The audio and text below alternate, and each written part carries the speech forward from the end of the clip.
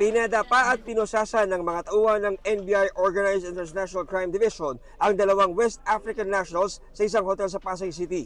Nakarecover ng mga operatiba ng mga paraphernalia na ginagamit sa black dollar scam.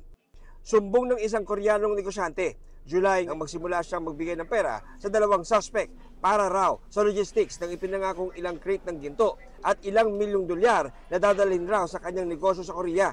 Nang umabot na sa 10 milyong piso ang kanyang nabibigay, doon na niya napagtanto na na-scam na pala siya. Dinala siya sa isang lugar doon sa Pampanga, may nakita sa kanya na may mga crates ng dollars doon, tsaka yung gold, pinakita sa kanya, at binigyan siya ng sample.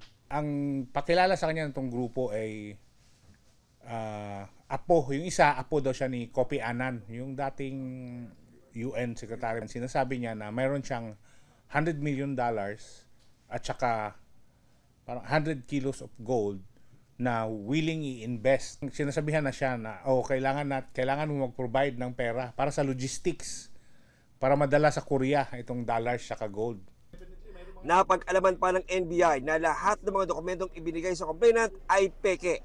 May record na rin ang mga naarestong dayuhan. Blacklist order tsaka watchlist order na itong mga to. At in fact, ang ginawa din namin, in-inquest namin siya sa fiscal.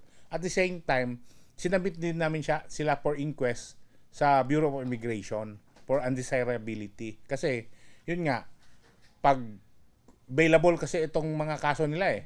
Wala pang pahayag ang mga dayuhang suspect na naharap sa reklamong estafa, illegal use of alias, use of falsified documents at money laundering offense.